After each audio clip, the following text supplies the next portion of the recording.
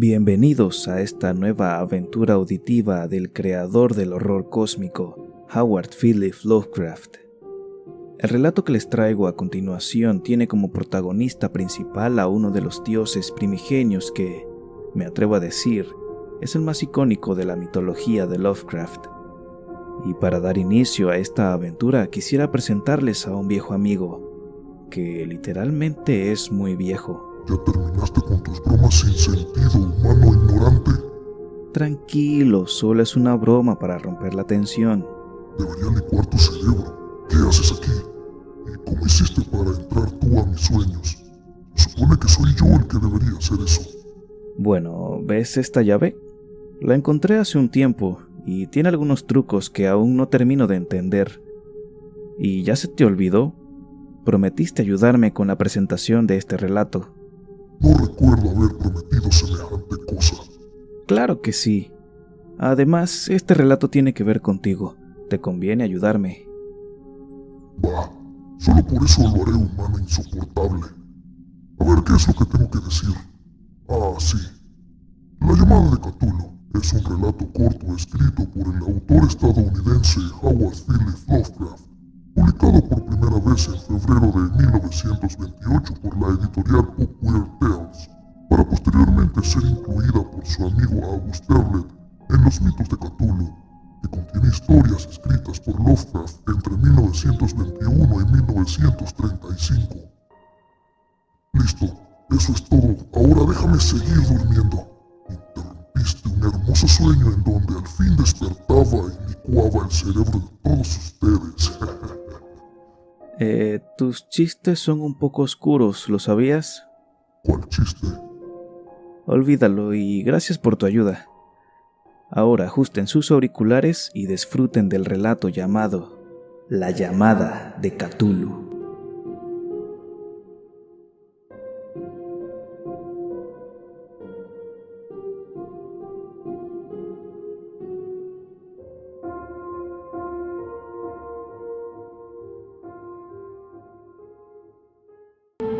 El horror en arcilla. A mi parecer, no hay nada más misericordioso en el mundo que la incapacidad del cerebro humano de correlacionar todos sus contenidos. Vivimos en una plácida isla de ignorancia en medio de mares negros e infinitos. Pero no fue concebido que debiéramos llegar muy lejos. Hasta el momento las ciencias, cada una orientada en su propia dirección, nos han causado poco daño. Pero algún día, la reconstrucción de conocimientos dispersos nos dará a conocer tan terribles panorámicas de la realidad y lo terrorífico del lugar que ocupamos en ella, que no solo podremos enloquecer como consecuencia de tal revelación, o huir de la mortífera luz hacia la paz y seguridad de una nueva era de tinieblas. Los teósofos han adivinado la imponente grandeza del ciclo cósmico en el que nuestro mundo y la raza humana no son sino un incidente transitorio. Los filósofos han hecho insinuaciones acerca de extrañas supervivencias en términos que podrían helar la sangre si nos enmascarasen tras un suave optimismo. Pero no procede de ellos la visión de épocas prohibidas que me hace sentir escalofríos cada vez que pienso en ella y me vuelve loco en mis sueños. Esa pequeña visión, como todas las pavorosas visiones de la realidad, fue el producto de una reconstrucción accidental a partir de varias cosas diferentes. En este caso, un antiguo artículo de periódico y las notas de un profesor fallecido. Espero que nadie más sea capaz de repetir esa reconstrucción. De hecho, si yo viviera lo bastante, jamás aportaría conscientemente un solo eslabón más a tan horrible cadena. Creo que el profesor también tenía intención de silenciar aquella parte de la que tuvo conocimiento, así como de haber destruido sus notas si no le hubiera sobrevenido una repentina muerte.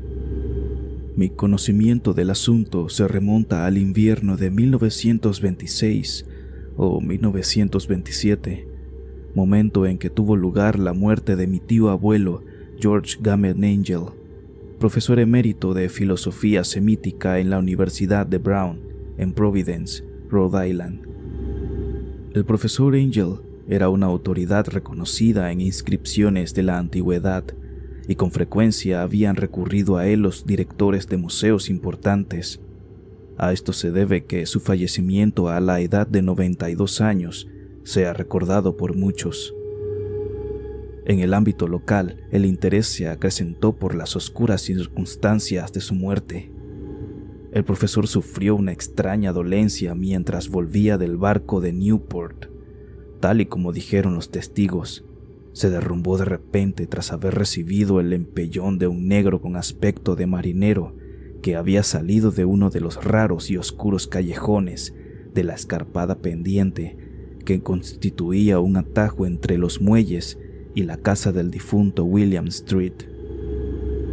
Los médicos fueron incapaces de encontrar ningún trastorno visible, pero terminaron por apuntar, tras una discusión, que la causa de la muerte debía ser una lesión desconocida del corazón, causada por el rápido ascenso de un hombre ya mayor por una colina tan pronunciada. En aquel momento no vi razón alguna para disentir de ese dictamen, pero más tarde me vi inclinado a cuestionarlo, e incluso, más que cuestionarlo, como heredero y albacea de mi tío abuelo, que había muerto viudo y sin hijos, debía examinar sus papeles con cierta minuciosidad.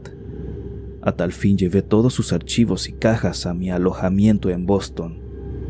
La mayoría del material que correlacioné será publicado más adelante por la Sociedad Americana de Arqueología, pero había una caja que me resultó sumamente misteriosa y que me sentí reacio a enseñar a otros ojos que los míos.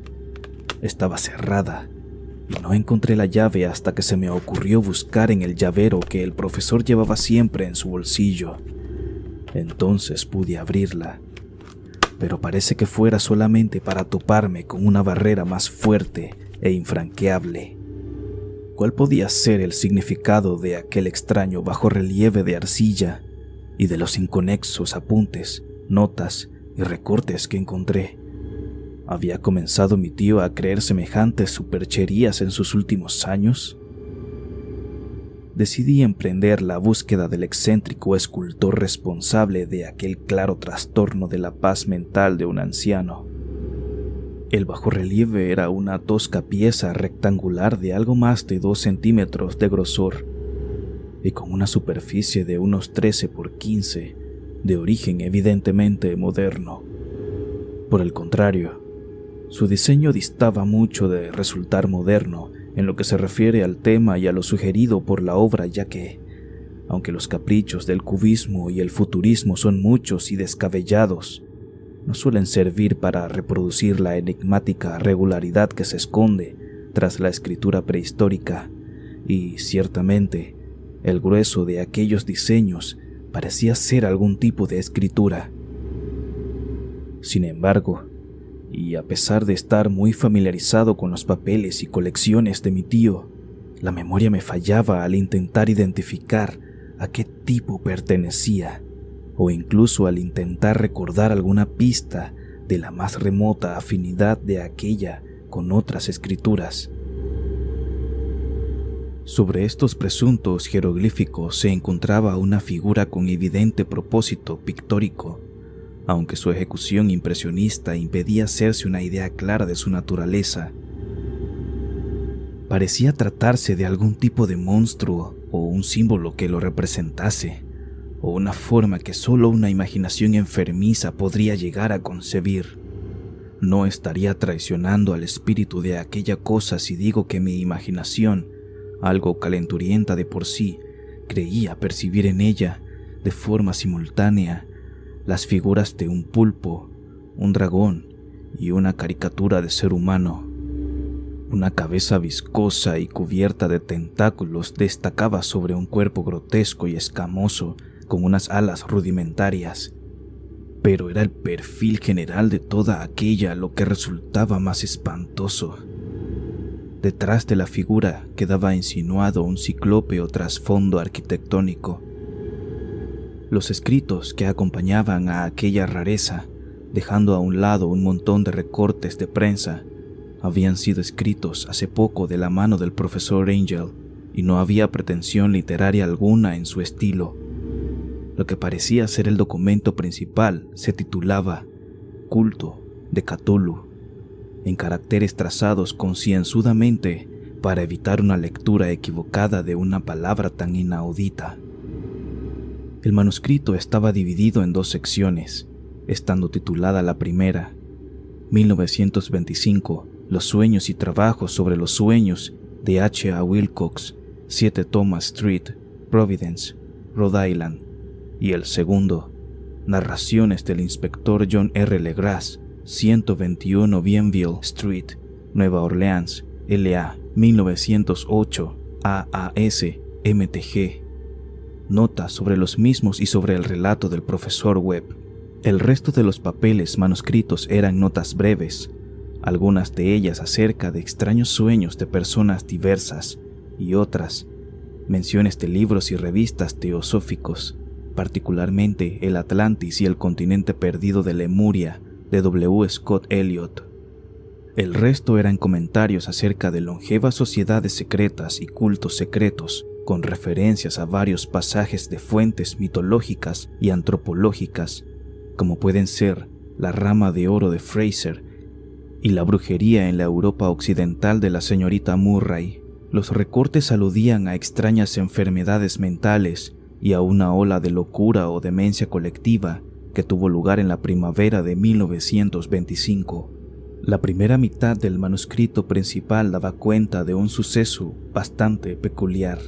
Parecía ser que el 1 de marzo de 1925, un hombre moreno y delgado, de aspecto neurótico y excitado, se presentó en casa del profesor Angel llevando el singular bajorrelieve todavía húmedo y fresco. En su tarjeta de visita aparecía el nombre de Henry Anthony Wilcox, y mi tío lo reconoció como el Benjamín de una excelente familia que le resultaba conocida. En los últimos tiempos el joven Wilcox había estado estudiando escultura en la Escuela de Diseño de Rhode Island y viviendo solo en el edificio Fleur de Lis, cercano a dicha institución. Wilcox era un joven precoz, de genio reconocido, pero de una gran excentricidad, y ya desde la niñez había entusiasmado a gente con las extrañas historias y sueños que tenía por costumbre relatar. Decía de sí mismo que era psíquicamente hipersensible, pero la gente formal de aquella antigua ciudad comercial le tomaba simplemente por un tipo rarito. Al no mezclarse demasiado con sus compañeros de estudio, se apartó gradualmente de la vida social, y en aquel momento solo se relacionaba con un grupo de estetas de otras ciudades. Incluso el Club de Arte de Providence, en su celo conservacionista, lo dejó por imposible. Con motivo de la visita, según se leía en el manuscrito del profesor, el escultor pidió bruscamente la ayuda de mi tío para que, dados sus conocimientos arqueológicos, identificara los jeroglíficos del bajorrelieve.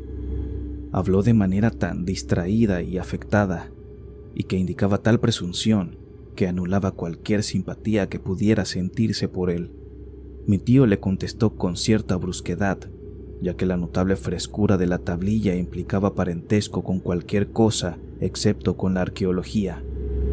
La réplica del joven Wilcox, que impresionó a mi tío hasta tal punto de recordarla y anotarla al pie de la letra, estuvo caracterizada por un matiz fantásticamente poético que debió marcar sin duda toda la conversación, y que tal y como he podido comprobar más tarde, resultaba muy propio de él.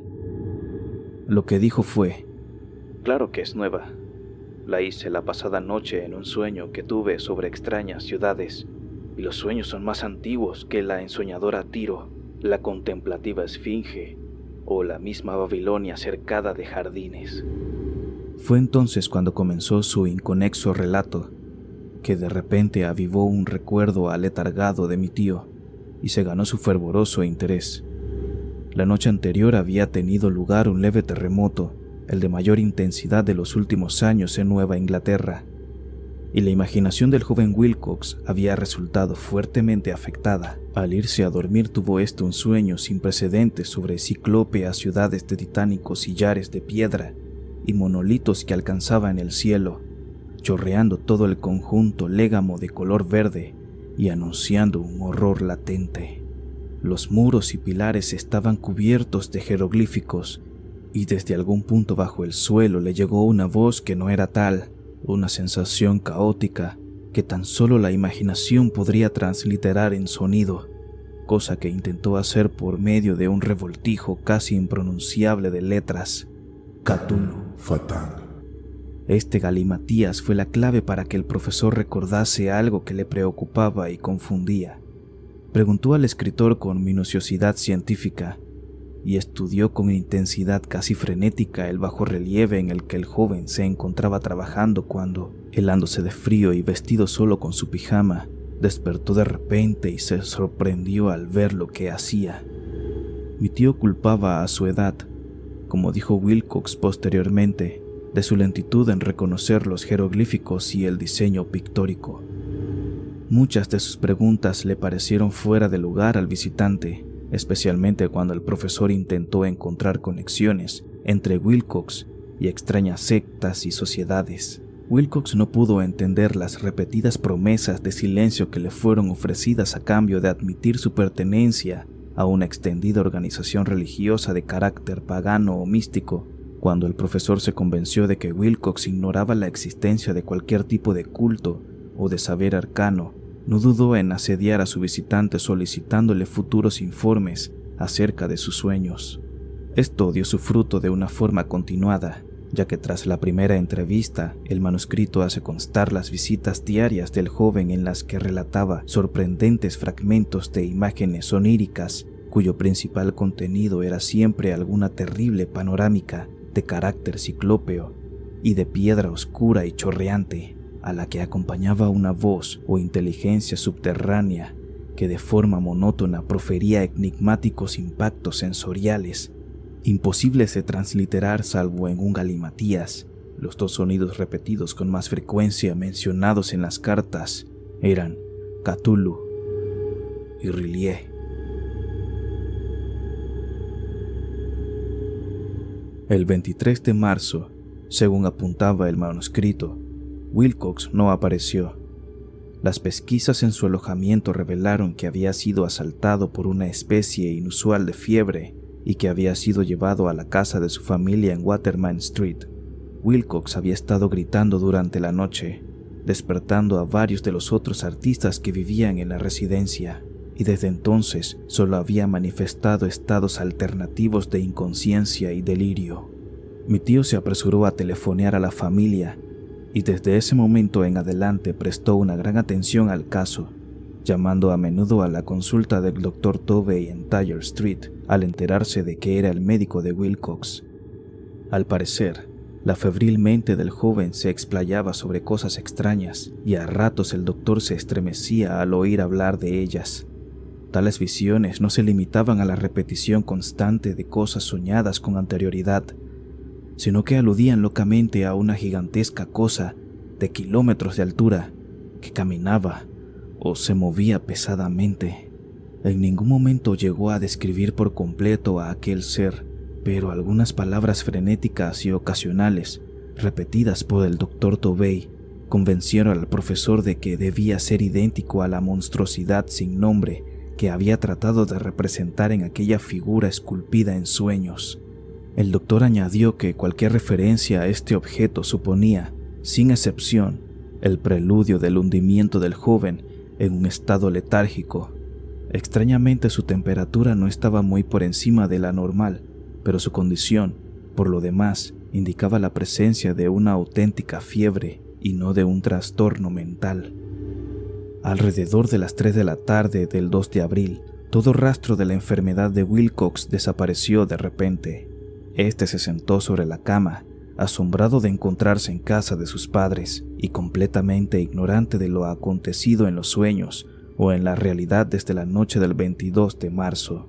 Tras darle de alta el médico, Wilcox tardó solo 3 días en volver a su alojamiento, pero en adelante dejó de interesar al profesor Angel.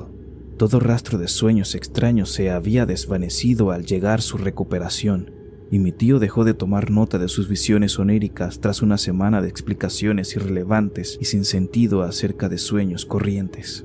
Aquí termina la primera parte del manuscrito, pero algunas referencias a ciertas notas dispersas me dieron mucho en lo que pensar, hasta el punto de que solo el arraigado escepticismo que caracterizaba mi filosofía por aquel entonces era capaz de explicar mi continua desconfianza por el artista. Las notas en cuestión eran las que describían los sueños de varias personas a lo largo del mismo periodo en el que el joven Wilcox había experimentado sus extrañas visitaciones. Parece ser que mi tío inició rápidamente un sistema increíblemente ramificado de investigación entre casi todos los amigos a los que podía preguntar, sin parecer impertinente, acerca de sus sueños nocturnos, así como de la fecha de cualquier visión fuera de lo común que hubieran experimentado en tiempos recientes. Según parece, la acogida de su solicitud resultó muy variada, pero al menos debió recibir más respuestas de las que una persona podría ser capaz de atender sin la ayuda de un secretario. La correspondencia original no ha sido conservada, pero sus notas al respecto forman un minucioso y significativo resumen. La gente normal de la vida social y de los negocios, la sal de la vida de la sociedad de Nueva Inglaterra, dio un resultado negativo casi en su mayoría, aunque hubo algún que otro caso aislado de intranquilas e indefinidas visiones nocturnas, siempre entre el 23 de marzo y el 2 de abril. Periodo que coincidía con el delirio del joven Wilcox.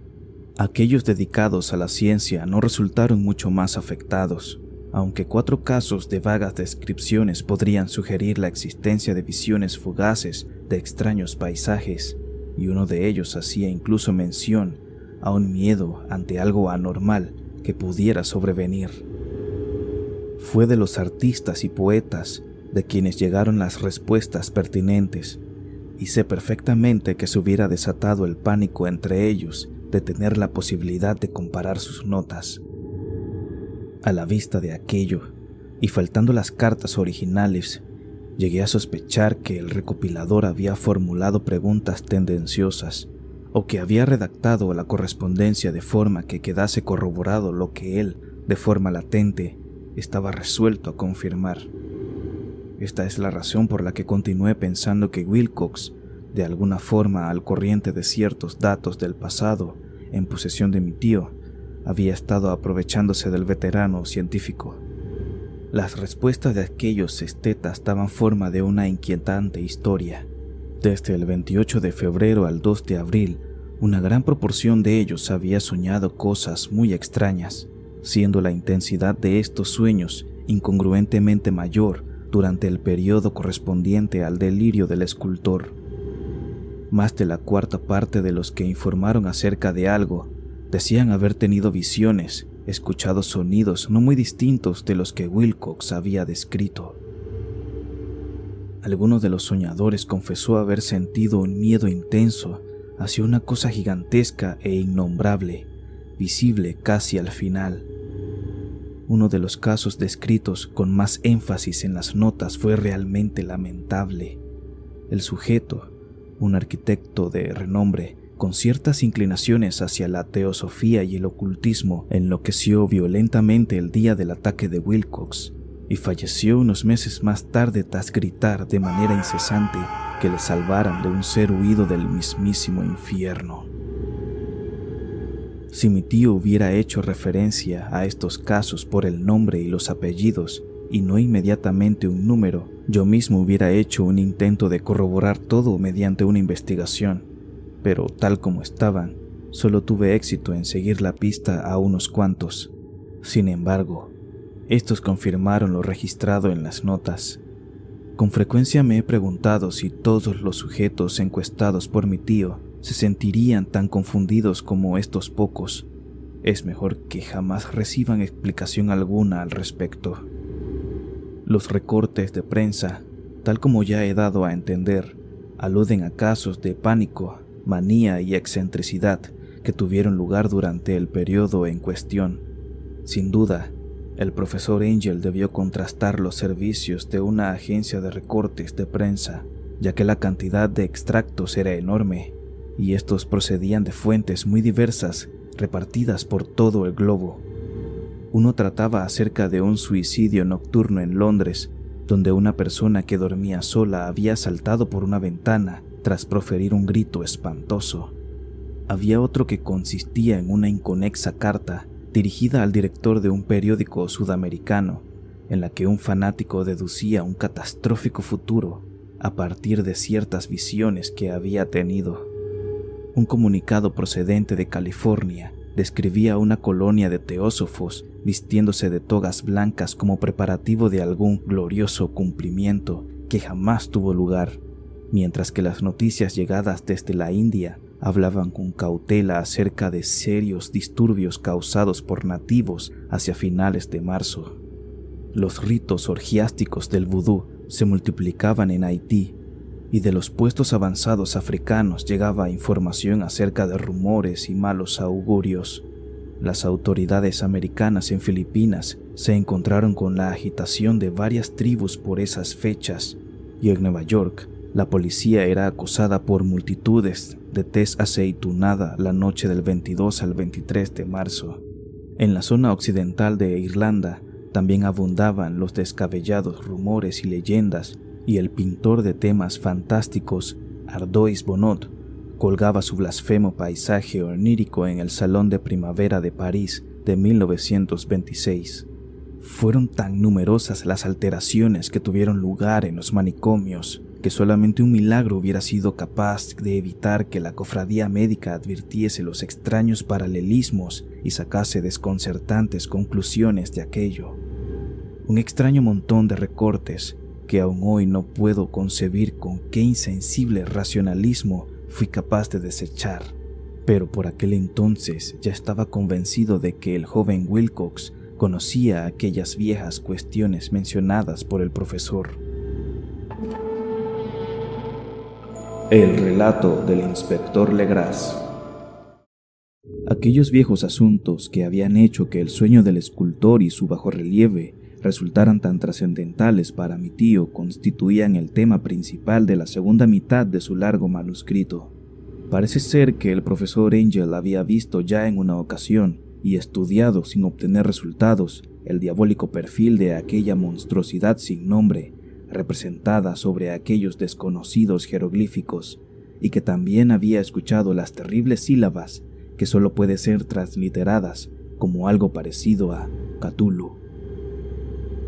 Aquella vinculación era tan horrible e inquietante que no resultaba nada extraño que el profesor acuciase al joven Wilcox con sus preguntas y solicitudes de información.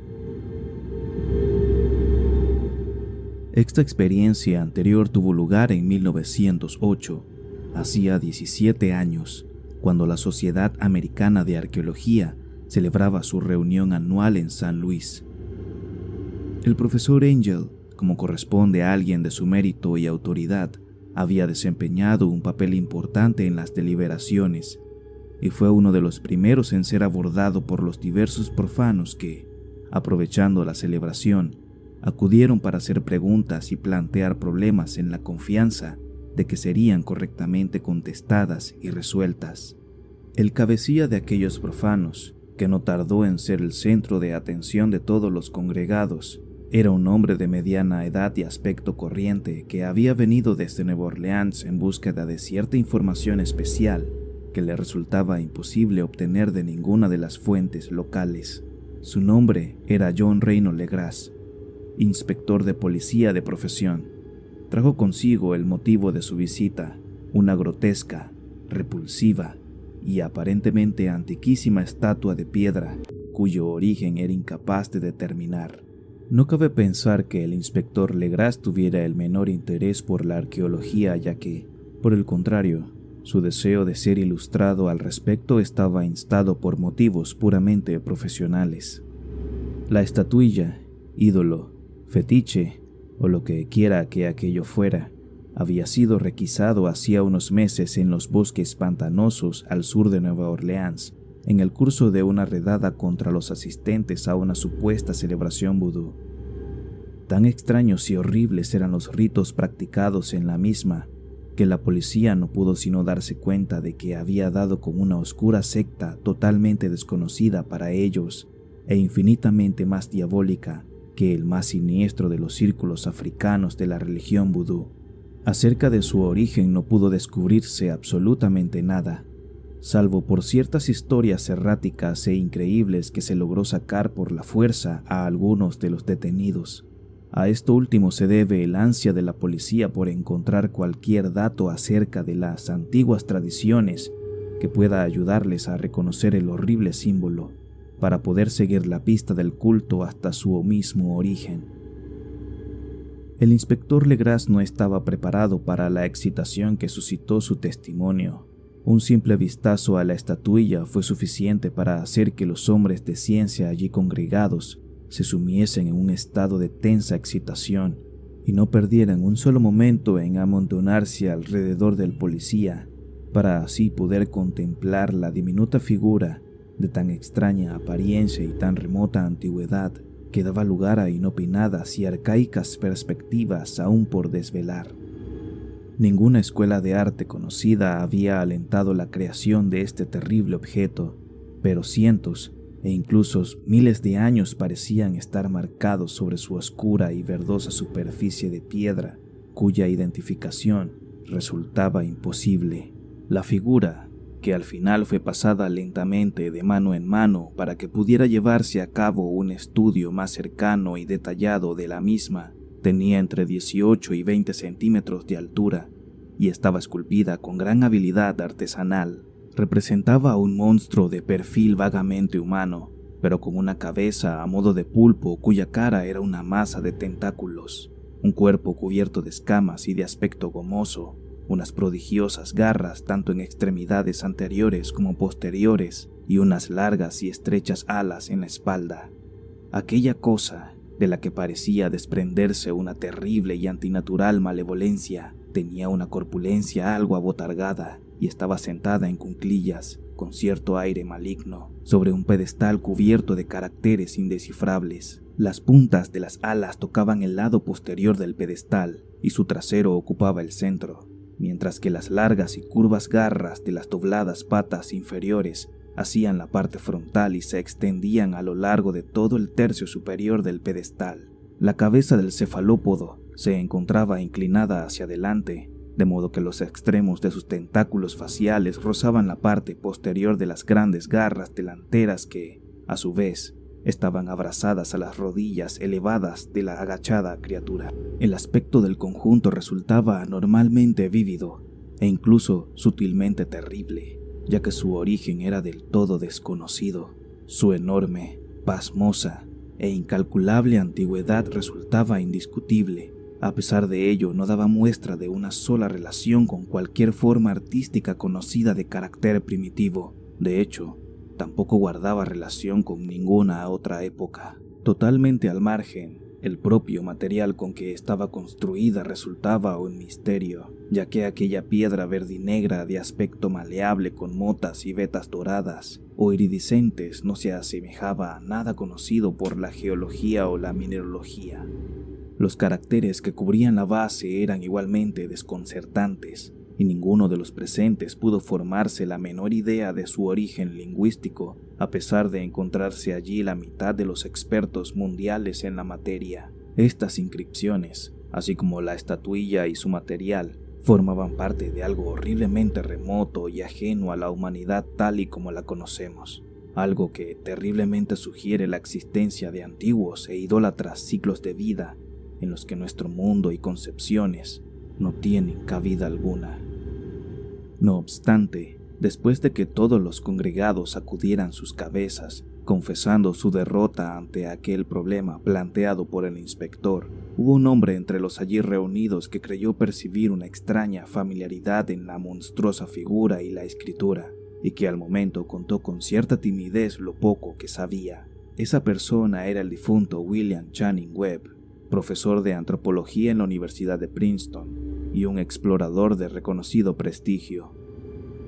El profesor Webb había participado 48 años atrás en una expedición a Groenlandia e Islandia en búsqueda de ciertas inscripciones rúnicas que no llegó finalmente a encontrar. Mientras remontaban la costa occidental de Groenlandia, se encontraron con una extraña tribu o culto de esquimales degenerados cuya religión, una curiosa forma de adoración al diablo, le hizo sentir escalofríos dado lo deliberadamente sanguinario y repulsivo de sus ritos. Era una fe de la que otros esquimales sabían muy poco y de la que solo se hablaba en medio de un gran pánico, diciendo que procedía de épocas horriblemente antiguas y anteriores a la creación de nuestro mundo. Además de ritos indescriptibles y sacrificios humanos, también se practicaban otros extraños ritos de carácter hereditario dirigidos a un anciano demonio supremo, o Lornazuk. El profesor Webb tomó una cuidadosa transcripción fonética de aquellos ritos de labios de un anciano Angekok, o hechicero sacerdote, expresando los sonidos lo mejor que pudo en caracteres latinos. Pero en aquellos momentos el asunto de principal trascendencia no era otro que el fetiche que aquel culto adoraba y alrededor del cual danzaban los sectarios cuando la aurora se alzaba por encima de los gélidos acantilados. Este era, afirmó el profesor, un tosco bajorrelieve de piedra que constaba de un horrible dibujo y de ciertas inscripciones enigmáticas y, según le parecía, era una versión más tosca pero similar en todas sus características esenciales a la inhumana efigie que yacía en aquel momento frente a los reunidos. Estos datos, recibidos con incertidumbre y asombro por los presentes, probaron ser de especial interés para el inspector Legras, que comenzó de inmediato a acosar con preguntas al informante, ya que había copiado y tomado nota de un ritual oral escuchado a los adoradores del culto de los pantanos que sus hombres detuvieron. Suplicó al profesor que recordase lo mejor que pudiera las sílabas que anotó en su convivencia con aquellos diabólicos esquimales. Lo que siguió entonces fue una exhaustiva comparación de detalles y un momento de pavoroso silencio cuando el detective y el científico llegaron a la conclusión de la práctica identidad de la frase común en aquellos dos rituales diabólicos, pertenecientes a mundos tan diferentes y distantes entre sí. Lo que cantaban a sus ídolos gemelos, tanto los hechiceros esquimales como los sacerdotes de los pantanos de Luisiana, en esencia, era algo muy parecido a esto.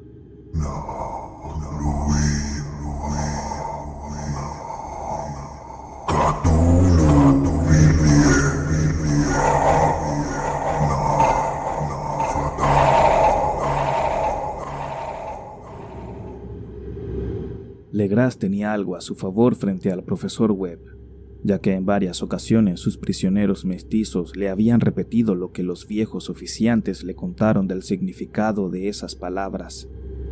El verso se traduciría por algo parecido a esto: En su morada de Rillié, el difunto Cthulhu espera soñando.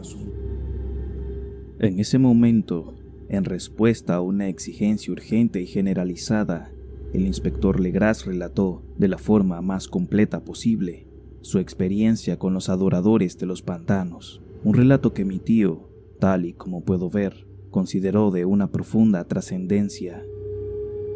La historia participaba de los más locos sueños de mitómanos y teósofos, y demostraba el asombroso grado de imaginación cósmica poseído por aquellos mestizos y parias, algo que era lo que menos se hubiera podido esperar de ellos. El 1 de noviembre de 1907, la policía de Nueva Orleans fue llamada a acudir con urgencia a la región pantanosa y lacustre al sur de la ciudad. Los ocupantes ilegales de la zona, en su mayoría primitivos pero amables descendientes de los hombres de Lafitte, eran presa de un terror absoluto debido a algo desconocido que se les había acercado en silencio durante la noche. Al parecer se trataba de vudú, pero un vudú de un tipo más terrible del que jamás habían llegado a conocer, y algunas mujeres y niños habían desaparecido desde que el maléfico Tam Tam comenzó su incesante golpeteo a lo lejos, en el interior de los negros y embrujados bosques por los que ninguno de los colonos se atrevía a aventurarse. Había gritos demenciales y angustiosos chillidos, cantos que helaban la sangre y danzantes llamas endemoniadas, y según añadió el aterrado mensajero, la gente no podía soportarlo por más tiempo.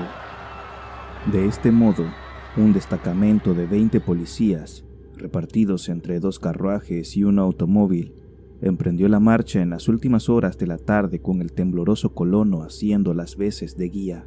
Se apearon al final del camino transitable y durante kilómetros chapotearon en silencio a través del terrible bosque de cipreses al que la luz del día nunca llegaba. Feas raíces y maléficas lianas de musgo de Florida les acosaron y, de vez en cuando, los montones de piedra enmohecidas o los restos de paredes putrefactas intensificaban, con su sola insinuación de unos pobladores tan morbosos, una sensación depresiva que cada árbol mal formado y cada fungoso calvero contribuía a crear.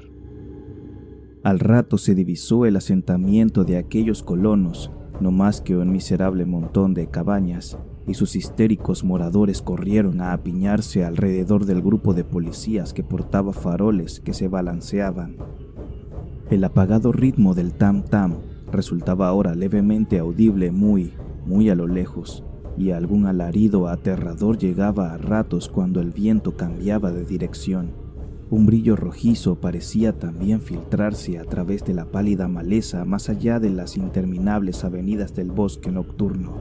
A pesar de tener aún miedo a quedarse solos de nuevo, los aterradores colonos se negaron en redondo a avanzar un solo palmo más en dirección a aquella escena de impía adoración, de modo que el inspector Legras y sus 19 colegas se internaron sin guía alguna entre las negras arquerías de horror por las que ninguno de ellos había pasado con anterioridad.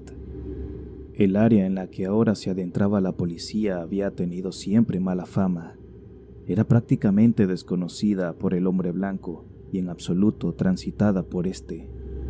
Había leyendas que apuntaban a algo oculto jamás visto por los ojos mortales, en el que habitaba un enorme y amorfo pólipo blanco de ojos luminiscentes, y los colonos cuchicheaban acerca de unos diablos con aspecto de murciélago que salían volando de cavernas en el interior de la tierra para adorarlo a medianoche. Los colonos afirmaban que aquello había estado allí desde antes de Diverville, desde antes de la Salle, desde antes de los indios e incluso antes que las saludables bestias y aves que poblaron esos bosques.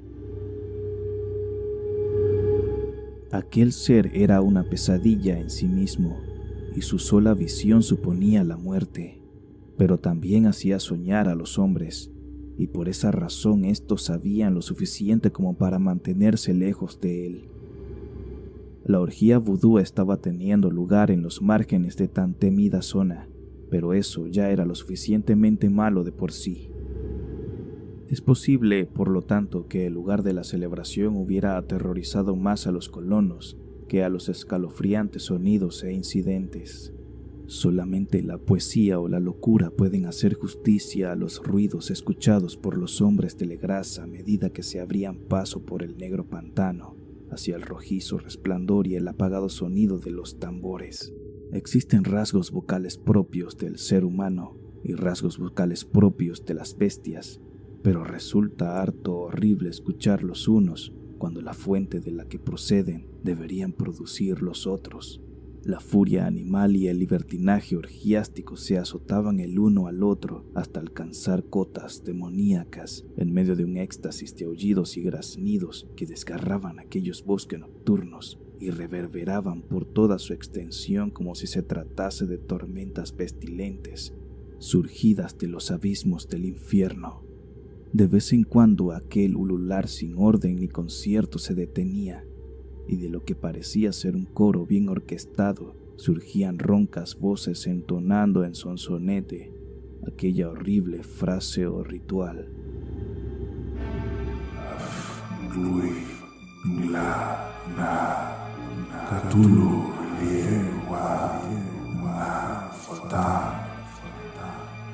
Entonces fue cuando los hombres, habiendo ya alcanzado un lugar donde la vegetación era menos frondosa, se toparon de repente con la visión del terrible espectáculo.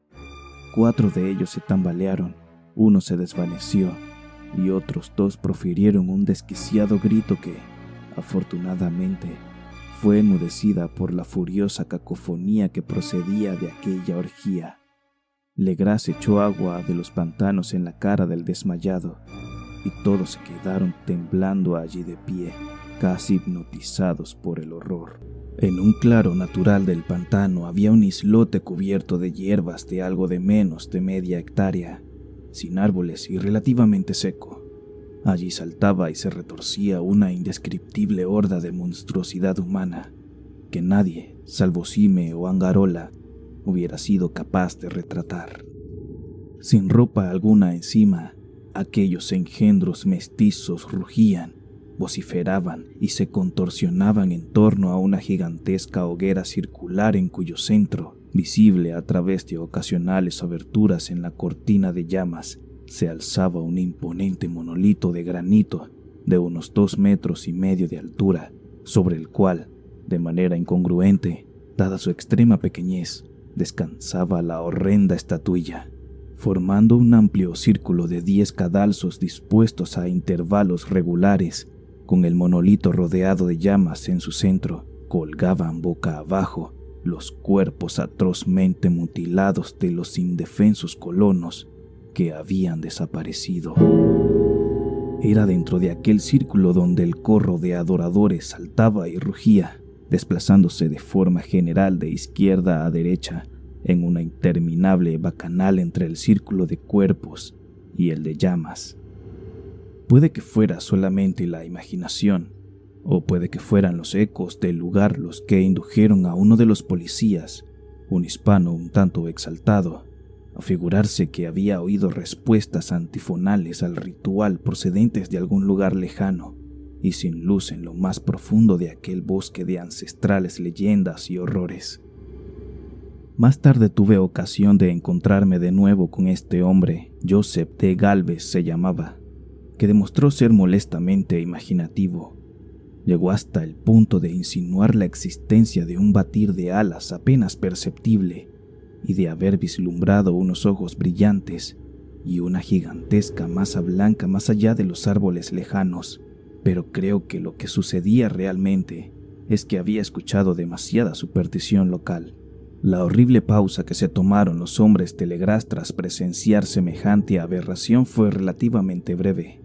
El deber era lo primero, y aunque debía haber más de 100 de mestizos celebrantes en aquella multitud, los policías confiaron en sus armas de fuego y se lanzaron resueltos hacia una nauseabunda batalla.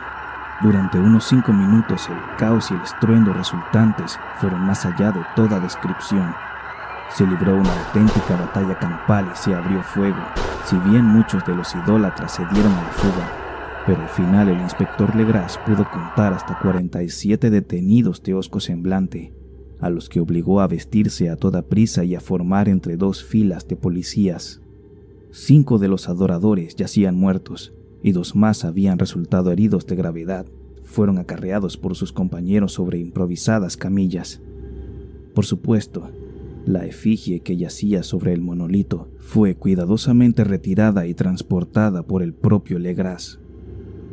Tras un viaje de extrema tensión y agotamiento, los detenidos fueron interrogados en la jefatura de policía, resultando ser todos hombres de muy baja extracción social, de sangre mestiza y enajenados mentales. La mayoría eran marinos, unos cuantos negros y mulatos, casi todos de las Indias occidentales o portugueses de Brava, de las Indias portuguesas de Cabo Verde. Aportaban una nota de colorido vudú al heterogéneo culto, pero bastante antes de que se hubieran realizado muchos interrogatorios, ya se había puesto de manifiesto que en todo aquello había algo mucho más profundo y antiguo que el simple fetichismo negro. Degradados e ignorantes como eran, aquellas criaturas se aferraban con sorprendente firmeza a la idea central de su repugnante fe. Tal y como dijeron, adoraban a los primigenios que existen desde mucho antes que los hombres y que vinieron a este joven mundo desde los cielos. Los primigenios abandonaron la superficie del planeta, desapareciendo en el interior de la tierra o bajo las aguas del mar, pero sus cuerpos sin vida le contaron en sueños sus secretos a los primeros hombres, que formaron un culto que jamás ha desaparecido. Este era tal culto, y los prisioneros afirmaban que siempre había existido y que continuaría haciéndolo, oculto en las lejanas tierras baldías y lugares lúgubres a lo largo y ancho del mundo, hasta el momento en que el sumo sacerdote Cthulhu se alzase desde su lóbrega casa en la invulnerable ciudad de R'lyeh bajo las aguas y volviese a poner la tierra bajo su dominio. Algún día les convocaría a todos, cuando las estrellas estuvieran en posición. El culto secreto esperaría por siempre hasta que esto sucediera y poder liberarlo. Entretanto, nada más debía decirse. Había algún secreto que incluso la tortura era incapaz de extraer. La humanidad no era la única vida consciente del planeta, ya que de las tinieblas salían figuras para visitar a los pocos feligreses. No se trataba de primigenios, a los que ningún hombre había visto jamás. El ídolo esculpido era una representación del gran Cthulhu, pero nadie sabía decir si los demás primigenios eran o no parecidos a él. Nadie era ya capaz de leer las antiguas inscripciones, pero los mensajes eran transmitidos de viva voz. El cántico ritual no era el ya mencionado secreto, ya que este último nunca era pronunciado en voz alta, sino susurrado. El cántico solo significaba esto: en su morada de R'lyeh, el difunto Cthulhu espera soñando. Solo se consideró a 2 de los detenidos lo bastante cuerdos como para ser colgados, y el resto fue internado en diversas instituciones. Todos negaron haber participado en los asesinatos rituales, afirmando que las muertes habían sido producidas por los seres de alas negras que se habían dirigido hacia ellos desde su inmemorial templo en el interior del bosque embrujado. No pudo obtenerse ninguna información coherente acerca de esos misteriosos aliados. Casi todo lo que la policía pudo averiguar provino, principalmente, de un anciano mestizo llamado Castro, que decía haber viajado hasta extraños puertos y haber hablado con los líderes inmortales del culto en las montañas de China. El viejo Castro recordaba retazos de una horrible leyenda que hacía palidecer las especulaciones de los teósofos, y que el hombre y el mundo pareciesen algo de recién aparición y de existencia transitoria. Ha habido épocas remotas en que otros seres que vivían en sus grandes ciudades gobernaban la tierra. Castro dijo que, según le había contado a aquellos chinos inmortales, aún podían encontrarse vestigios de aquellos en ciclópeas piedras de las islas del Pacífico. Ellos murieron muchas eras antes de la aparición del hombre, pero existen ciertas artes que pueden hacerlos revivir cuando las estrellas estén de nuevo en la posición propicia dentro del ciclo de la eternidad. Efectivamente, ellos habían venido de las estrellas y habían traído consigo sus imágenes. Estos primigenios, continuó Castro, no estaban compuestos del todo de carne o sangre, tenían forma, cosa que quedaba demostrada en aquella efigie esculpida en las estrellas, pero esa forma no estaba hecha de materia. Siempre que las estrellas estuvieran en posición, podían saltar de un mundo a otro a través de los cielos. Mas, cuando las estrellas no eran propicias, ellos no podían vivir. Pero aunque no pudieran vivir, tampoco morían realmente. Todos yacen en moradas de piedra en la gran ciudad de R'lyeh, protegidos por los hechizos del omnipotente Cthulhu, en espera del día de la gloriosa resurrección, en que las estrellas y la tierra les sean de nuevo favorables. Llegado ese momento, alguna fuerza del exterior debe liberar sus cuerpos. Los hechizos empleados para preservarlos les impedían intentar todo movimiento inicial, por lo que no podían hacer otra cosa que yacer despiertos en la oscuridad y pensar mientras transcurrían millones y millones de años. Ellos estaban al tanto de todo lo que acontecía en el universo, pues su forma de comunicación era la transmisión del pensamiento. Incluso hoy hablaban en sus tumbas, cuando, después de infinitas épocas de caos, llegaron los primeros hombres. Los primigenios hablaron a los más sensitivos de entre ellos, moldeando sus sueños, ya que solamente así podía su lengua alcanzar las mentes carnales de los mamíferos. Entonces, susurró Castro, aquellos primeros hombres formaron el culto en torno a un pequeño ídolo que les mostraron los grandes ancianos, ídolos traídos de épocas distintas desde estrellas sin luz. Este culto no desaparecerá nunca hasta que las estrellas vuelvan a estar en posición y los sacerdotes ocultos consigan sacar al gran Cthulhu de su tumba para que resucite a sus súbditos y reanude su dominio sobre la tierra. Esos tiempos serán fácilmente reconocibles, pues entonces la humanidad se habrá vuelto como los primigenios, libre y salvaje, más allá del bien y del mal, dejando a un lado la ley y la moral, y todos los hombres gritarán y matarán, y gozarán su alegría. Entonces, los primigenios liberados les enseñarán nuevas formas de gritar y de matar, de solazarse y disfrutar, y la tierra entera arderá en un holocausto de éxtasis y libertad.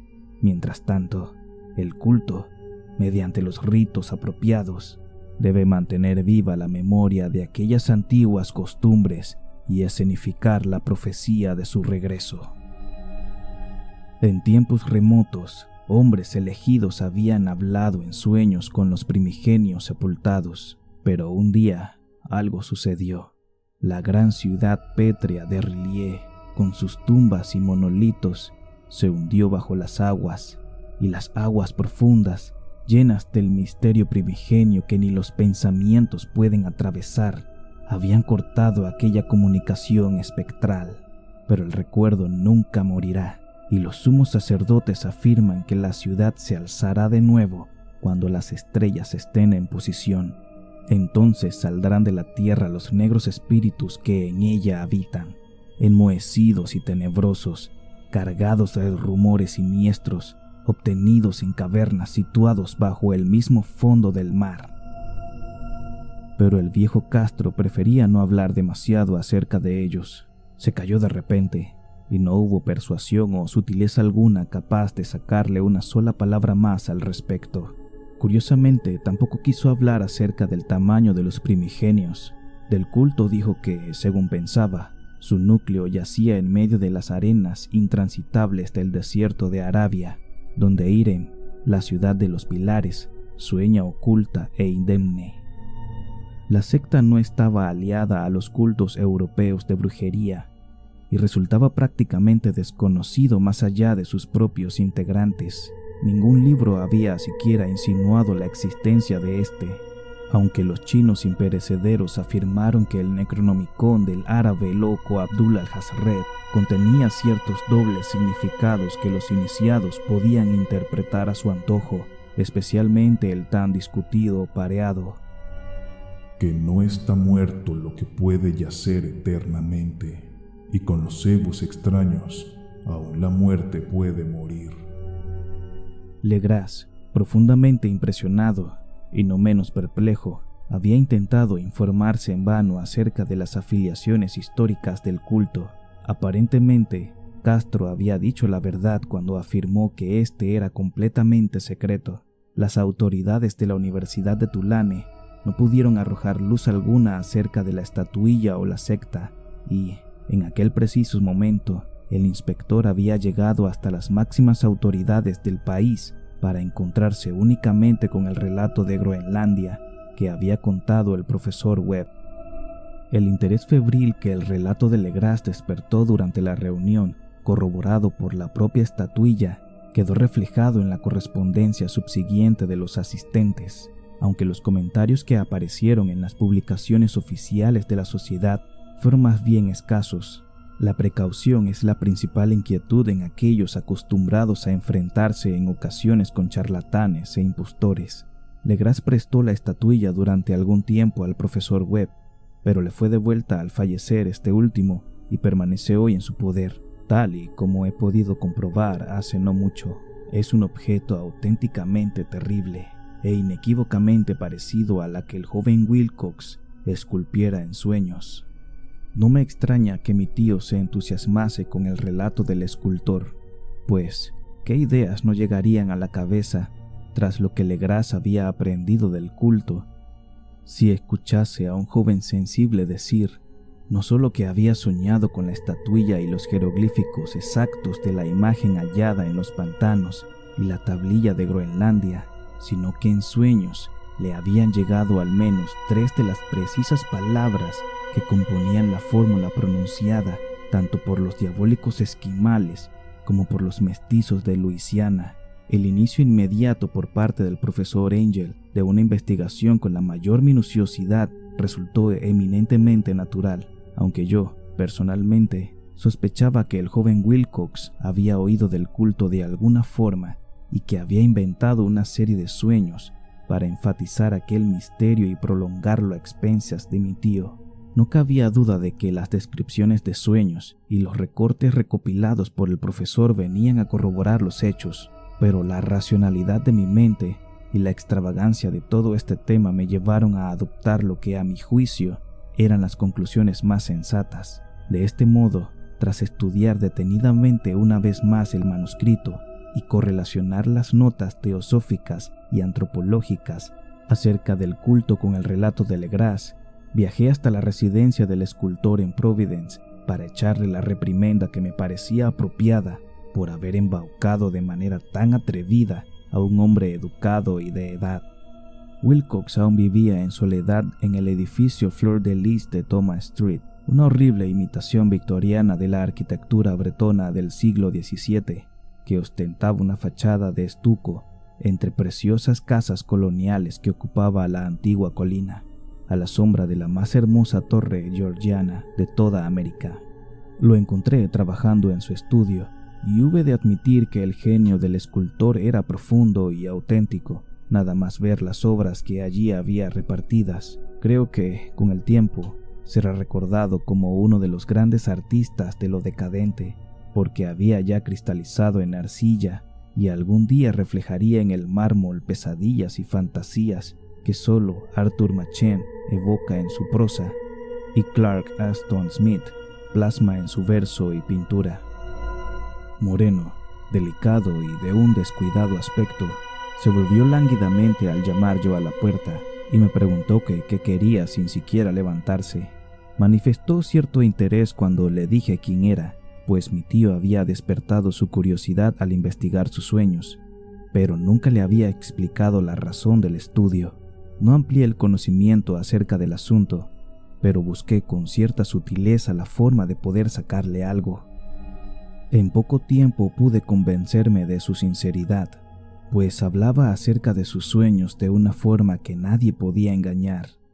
Estos sueños y los residuos que estos habían dejado en su subconsciente habían tenido una profunda influencia en su arte, cosa que confirmó al mostrarme una morbosa estatua cuyo contorno casi me hizo estremecer con la potencia de su siniestro poder evocativo.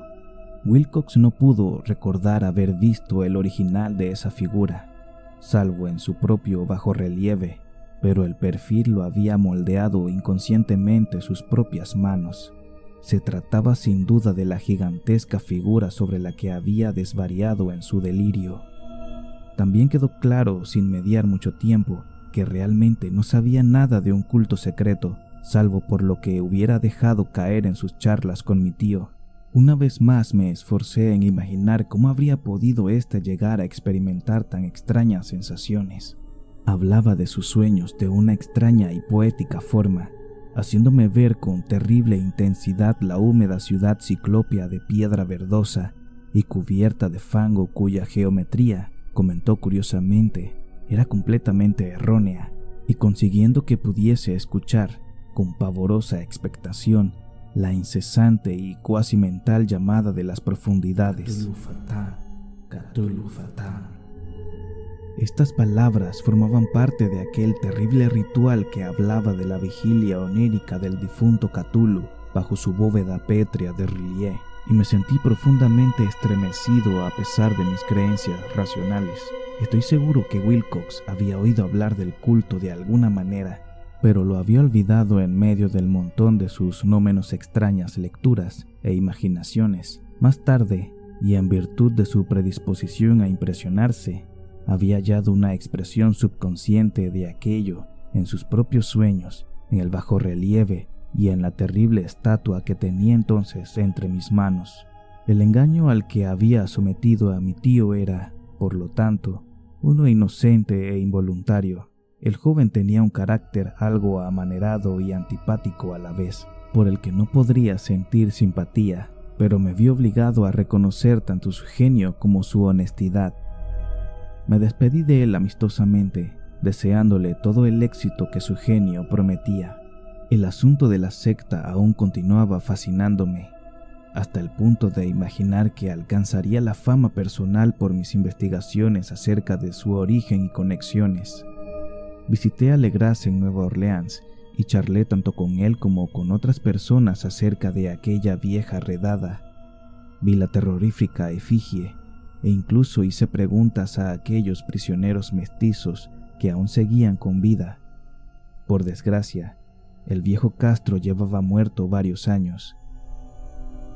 Aunque no se tratase más que de una confirmación detallada de lo que mi tío había escrito en sus notas, lo que entonces estaba, comprobé personalmente de manera tan gráfica, consiguió estimularme de nuevo, ya que estaba seguro de andar tras la pista de una religión auténtica, antiquísima y absolutamente secreta, cuyo descubrimiento haría de mí un antropólogo de renombre.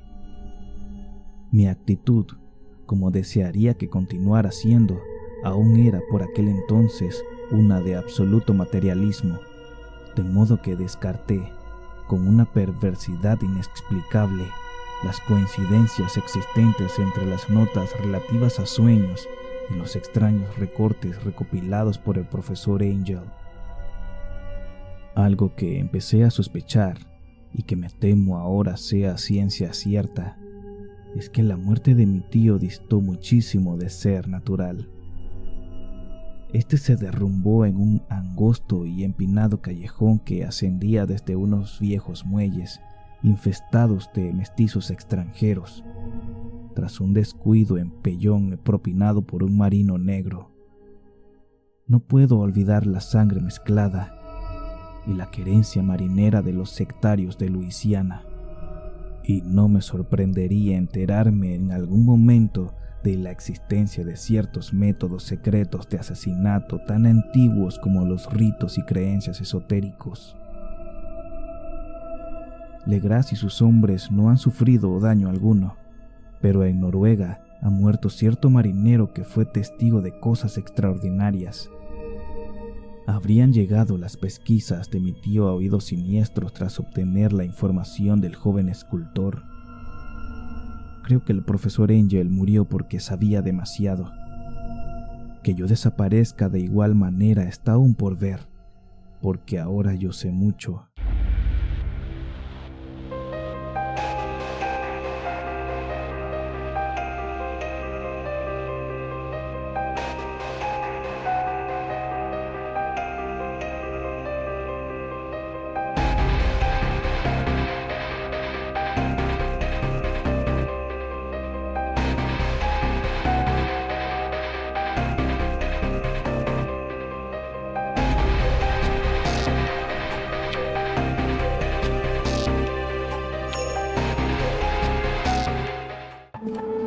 Capítulo 3. La locura que llegó del mar.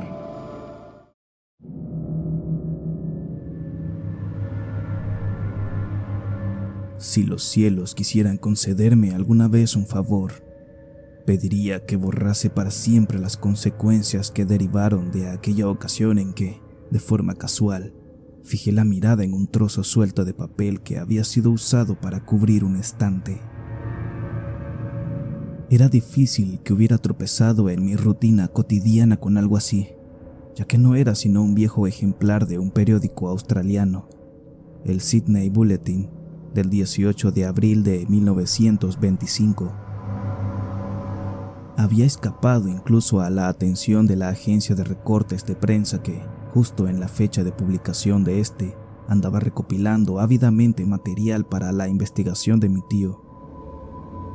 Hacía tiempo que había abandonado mis pesquisas acerca de lo que el profesor Angel llamaba culto de Cthulhu, y me encontraba visitando a un amigo que tenía en Paterson, Nueva Jersey, hombre culto que ostentaba el cargo de conservador del museo local, además de ser un mineralogista de renombre. Un día, examinando las muestras de reserva torpemente almacenadas en los estantes de una habitación en el almacén del museo, mi atención fue captada por una extraña fotografía que parecía en uno de los viejos periódicos desplegados bajo las piedras. Tal y como he dicho, era el Sydney Bulletin, pues mi amigo conocía a gente en todas partes y la foto en cuestión era un grabado en sepia de una horrible imagen de piedra idéntica a la que Legras había encontrado en el pantano. Leí el artículo en detalle tras quitar impacientemente de encima de la hoja las preciosas piezas que la cubrían, pero quedé algo decepcionado al ver que su extensión era algo reducida. Sin embargo, lo que sugería era algo de trascendental importancia para la búsqueda que había mantenido y que comenzaba por aquel entonces a languidecer.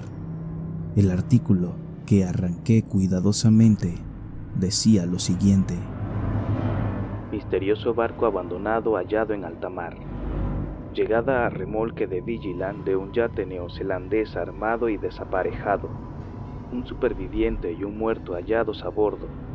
Desesperada lucha y muertes en alta mar. Marinero rescatado se niega a dar detalles sobre extraña experiencia. Encontrado en posesión de extraño ídolo, prosiguen las investigaciones.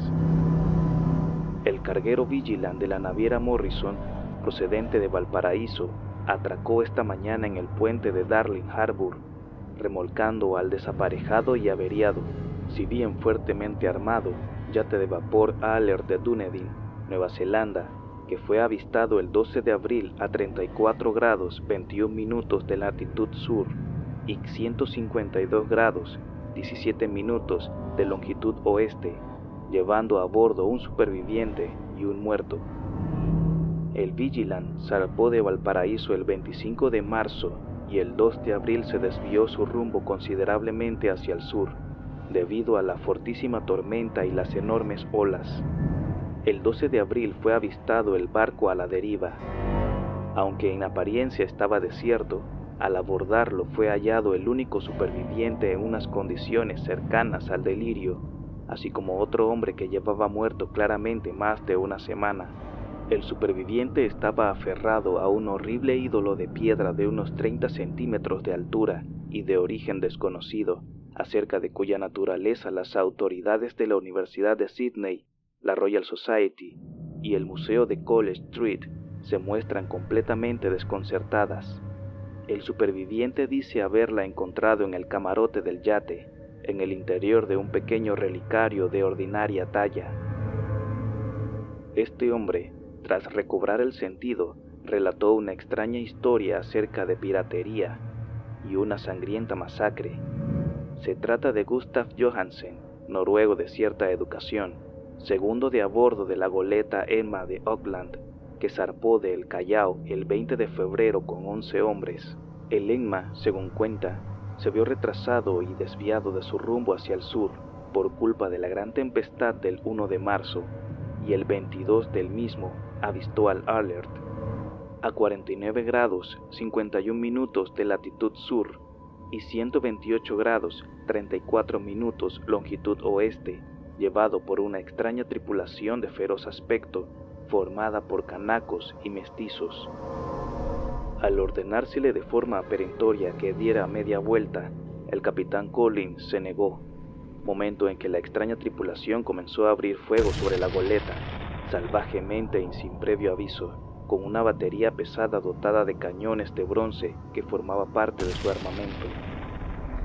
Según el superviviente, los hombres del Enma plantaron batalla y, aunque la goleta comenzó a hundirse debido a los disparos recibidos por debajo de la línea de flotación, fueron capaces de acercarla a la nave enemiga, para así abordarla, y lucharon con la salvaje tripulación sobre su misma cubierta. Al final se vieron forzados a matar a toda la tripulación enemiga, algo superior en número, por su detestable y desesperada, si bien torpe, manera de luchar. 3 de los hombres del Enma resultaron muertos, incluyendo al capitán Collins y al primero de a bordo Green. Los 8 restantes, con el segundo de a bordo Johansen al mando, se pusieron al frente del yate capturado, retomando su rumbo original para averiguar cuál era la razón de haberles ordenado dar media vuelta. Al día siguiente, según parece, alcanzaron una pequeña isla en la que desembarcaron, aunque no se sabe de la existencia de ninguna en aquella parte del océano. 6 de los tripulantes murieron en ella, aunque Johansen da muestras de reticencia al llegar a esta parte de la historia, y se limita a decir que cayeron por un precipicio rocoso. Más tarde, según parece, él y el último de sus compañeros llegaron al yate y trataron de tripularlo, pero se vieron azotados por la tormenta del 2 de abril. El hombre recuerda poco de lo sucedido entre ese día y el 12 de abril, en que tuvo lugar su rescate, y no recuerda cuándo murió William Briden, su compañero. La muerte de este no parece debida a ninguna causa visible, siendo la excitación y la exposición a los elementos las razones más probables. Noticias llegadas por cable desde Dunedin informan de que el Alert es un mercante de cabotaje bien conocido allí, que además gozaba de una mala reputación en los muelles. Era propiedad de un curioso grupo de mestizos cuyos frecuentes encuentros y salidas nocturnas en dirección a los bosques atraían bastante la atención. Este se había hecho a la mar apresuradamente justo tras la tormenta y los temblores de tierra que tuvieron lugar el 1 de marzo. Nuestro corresponsal en Auckland señala que tanto el Enma como su tripulación gozaban de una excelente reputación y describe a Johansen como un hombre moderado y respetable. El almirantazgo va a realizar una investigación del asunto que dará comienzo mañana mismo. En ella se tomarán todas las medidas necesarias para persuadir a Johansen de que hable con mayor claridad de lo que ha hecho hasta ahora. Esto, junto con la fotografía de la infernal estatua, era todo. Pero qué torrente de ideas comenzó a fluir en mi cabeza. Aquí había un nuevo tesoro de datos en torno al culto de Cthulhu y una clara evidencia de que éste tenía extraños intereses tanto en el mar como en tierra. ¿Qué motivo incitó a la tripulación mestiza a ordenar dar media vuelta al Enma mientras navegaba en posesión de aquel horrible ídolo? ¿Cuál era aquella desconocida isla sobre la que murieron 6 de los tripulantes del Enma y sobre la que el segundo Johansen se muestra tan reservado? ¿Qué fue lo que sacó a la luz la investigación ordenada por el almirantazgo? ¿Y qué es lo que se sabía en Dunedin acerca del maléfico culto? Y lo más sorprendente de todo, ¿cuál era la relación tan profunda como natural de aquellas fechas que hacían que tomara una malévola e innegable significación los diversos cambios en el curso de los acontecimientos que tan minuciosamente había anotado mi tío? El día 1 de marzo, es decir, nuestro 28 de febrero según la hora del meridiano de Greenwich, fue cuando tuvieron lugar la tormenta y el terremoto. El Alert y su maloliente tripulación salieron disparados de Dunedin, como llevados por una apremiante llamada, mientras que al otro lado del mundo, poetas y artistas comenzaron a soñar acerca de una extraña y rezumante ciudad, a la vez que un joven escultor moldeaba en sus sueños la forma del propio Cthulhu. El 23 de marzo, el desembarco de la tripulación del Enma en una isla desconocida arrojó una cifra de 6 muertos, y en esa misma fecha, los sueños de aquellos hombres especialmente sensibles adquirieron una gran viveza y quedaron oscurecidos por la persecución de que eran objeto por parte de un monstruo maléfico. Mientras tanto, un arquitecto enloquecía y un escultor se veía inmerso de repente en el delirio. ¿Y qué hay de la tormenta del 2 de abril, fecha en que cesaron todos los sueños acerca de la malsana ciudad y en que Wilcox salió ileso del suplicio de aquellas extrañas fiebres? ¿Qué deducir de todo ello? Y de todas las insinuaciones del viejo Castro acerca de los primigenios, sumergidos bajo las aguas y nacidos en las estrellas, y de su reino que se avecina, el fiel culto de estos y su dominio de los sueños? Estaba tambaleándome al borde de horrores cósmicos más allá de la capacidad de asimilación del hombre. Si es así, tales horrores no deben ser sino de la mente, ya que de alguna forma el 2 de abril puso fin a cualquier monstruosa amenaza que hubiera empezado a cernirse sobre el alma de la humanidad. Aquella tarde, tras un día de apresurados telegramas y preparativos, me despedí de mi anfitrión y cogí un tren a San Francisco. En menos de un mes me encontraba en Dunedin, donde comprobé que a pesar de que los miembros de aquel extraño culto solían pasar el rato en las viejas tabernas del puerto, poco más se sabía acerca de ellos. Los chismes que escuché en los muelles no merecen mención especial, aunque corría cierto rumor acerca de un viaje que estos mestizos habían realizado al interior, durante el cual se pudo apreciar en las lejanas colinas un apagado tamborileo y resplandor rojizo. En Auckland averigüé que tras un superficial interrogatorio en Sydney, que no dio resultado alguno, Johansen había regresado con su rubia cabellera de color blanco y que después había vendido su casita en West Street y marchado en barco con su mujer a su antigua residencia en Oslo. De aquella pavorosa experiencia no contó a sus amigos nada más que a los oficiales del almirantazgo, y todo lo que estos pudieran hacer fue darme su dirección en Oslo.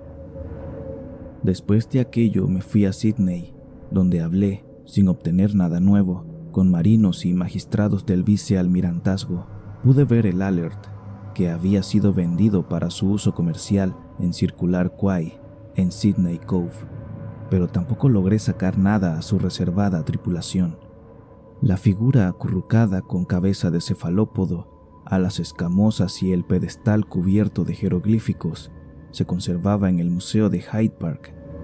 Durante un tiempo la estuve estudiando, encontrando en ella la misma exquisita y siniestra hechura, el mismo misterio y antigüedad, y el mismo material desconocido propios de la versión un tanto más reducida de Legras.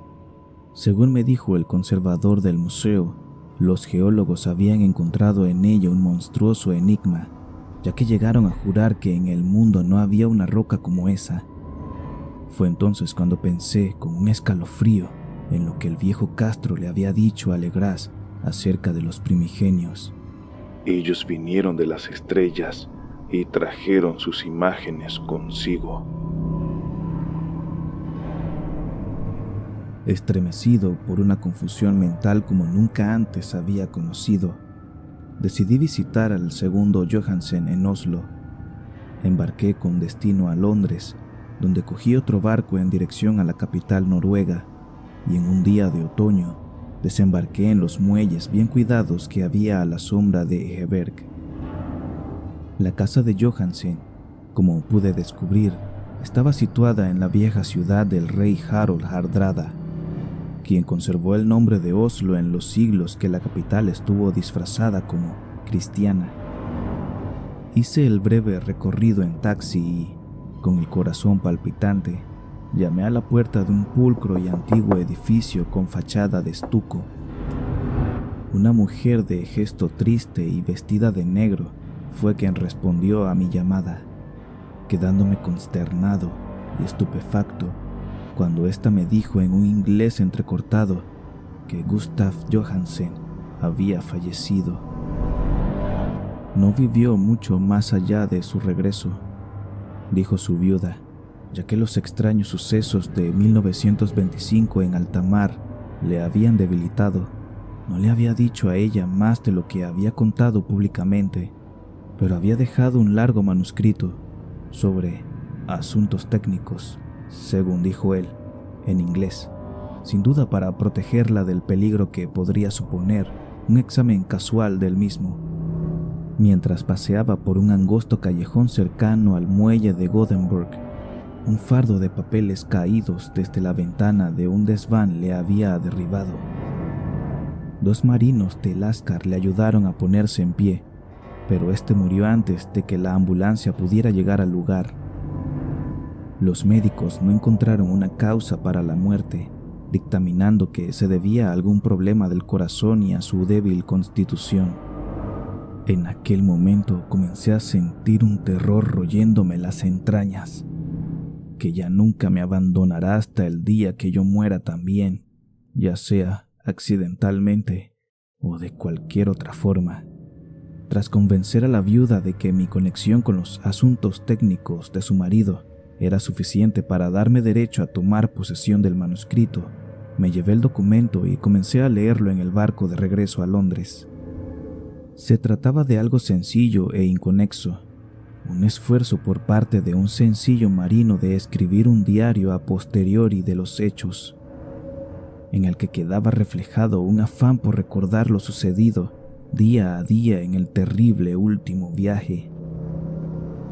No puedo intentar transcribirlo palabra por palabra, con todos sus turbios y redundantes pasajes, pero contaré lo suficiente como para que se entienda por qué el ruido de las olas rompiendo contra el casco del barco se me hizo tan insufrible que tuve que taponearme los oídos con algodón.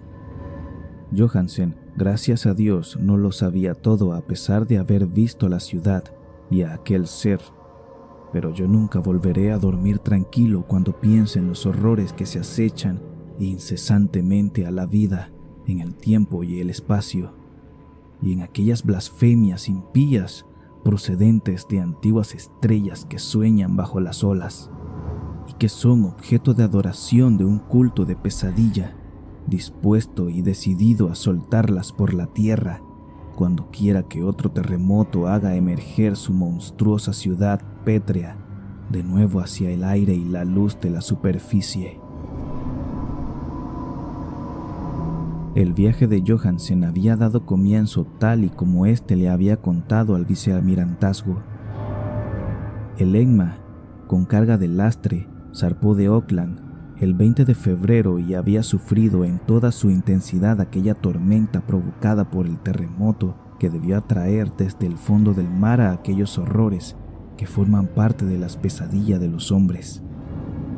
De nuevo bajo control, la embarcación progresaba a buen ritmo cuando fue detenida por el Alert el 22 de marzo, y puedes sentir claramente el remordimiento con que Johansen escribió acerca del bombardeo y hundimiento del Enma. Al referirse a los morenos sectarios a bordo del Alert, lo hace dando clara muestra del horror. Había alguna cualidad especialmente abominable en aquellos hombres que casi hacía de su exterminio un deber, dando aquí muestra Johansen de una ingenua extrañeza ante la acusación de crueldad lanzada contra la tripulación del Enma durante el proceso que dirigió el tribunal a cargo de la investigación. Llevados por la curiosidad, siguieron el rumbo que llevaban, ahora en el yate capturado y bajo el mando de Johansen, hasta que al poco avistaron un gran pilar de piedra que sobresalía del mar, y en un punto situado a 47 grados 9 minutos de latitud sur y 126 grados 43 minutos de longitud oeste, llegaron a un litoral de lodo, fango y ciclópea mampostería que no podía ser otra cosa que la sustancia tangible del terror supremo de la tierra, la ciudad cadavérica y de pesadilla de R'lyeh, construida hacía incontables eones por repugnantes figuras que procedían de las estrellas sin luz.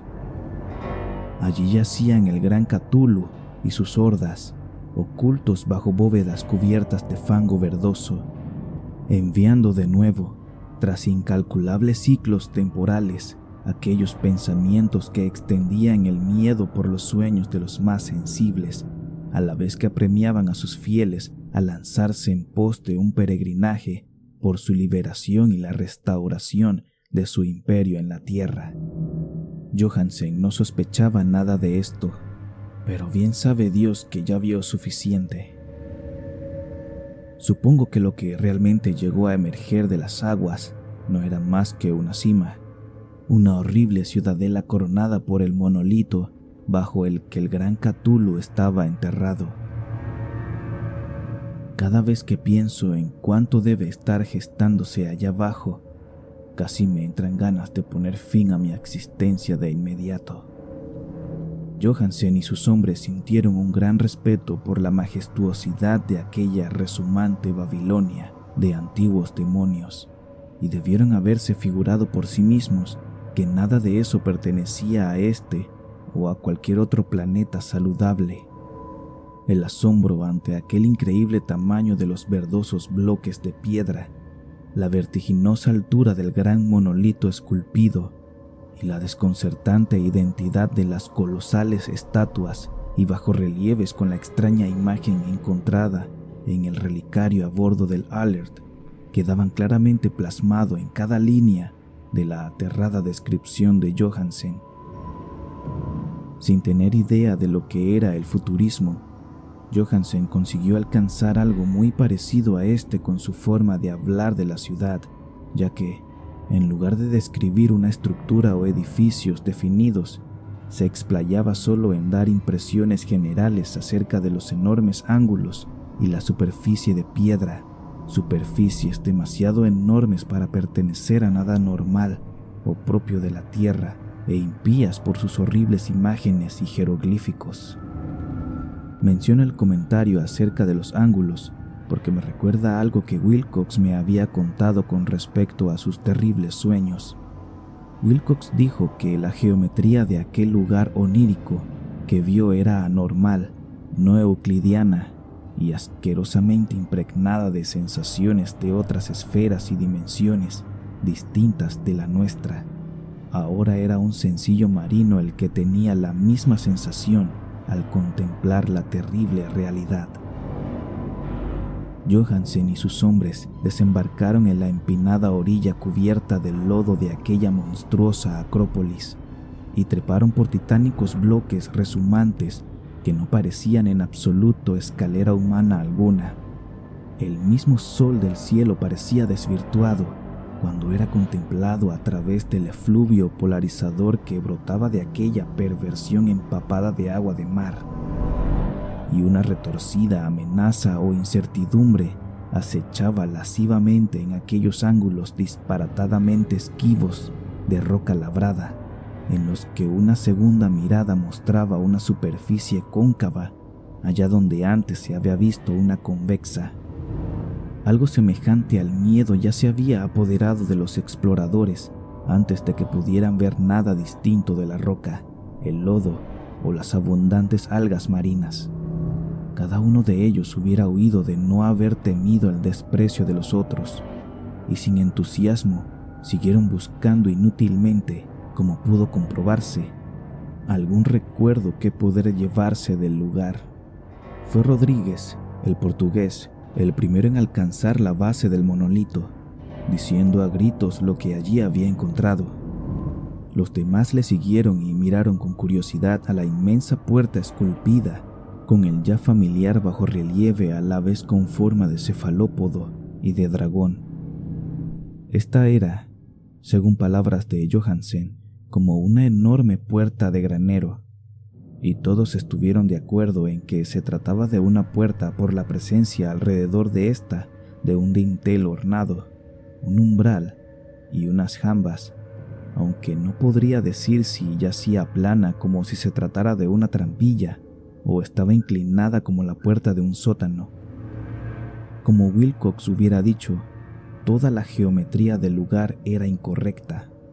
No se podía asegurar que el mar y la tierra estuviesen en posición horizontal, razón por la que la posición relativa de todo lo demás era fantasmagóricamente variable.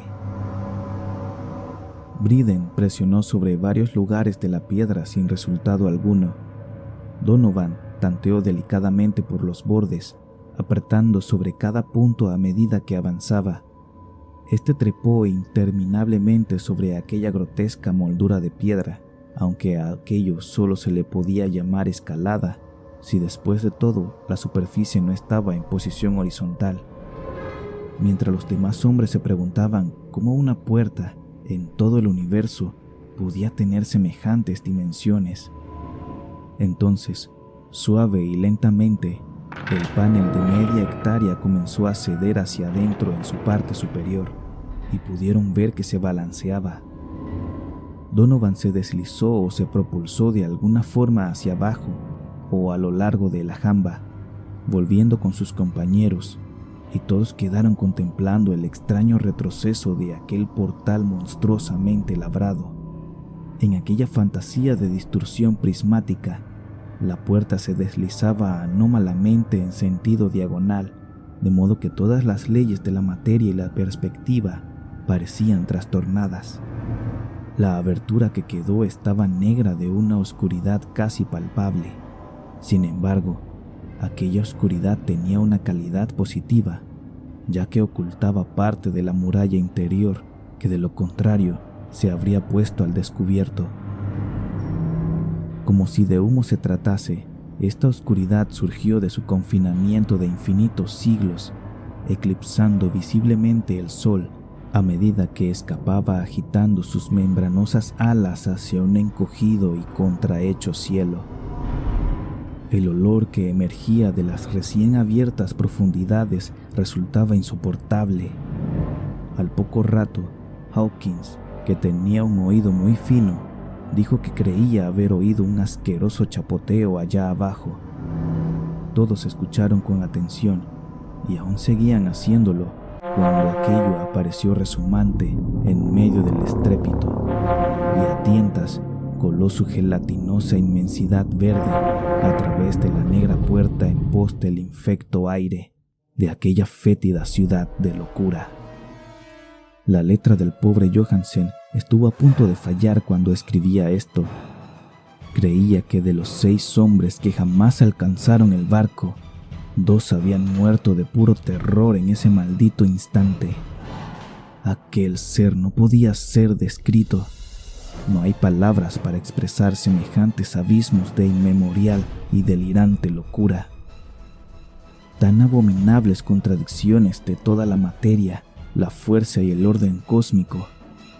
Una montaña caminaba y se tambaleaba. Dios del cielo, qué prodigioso que a través de la tierra enloquezca un gran arquitecto y delire de fiebre el pobre Wilcox en ese preciso instante telepático.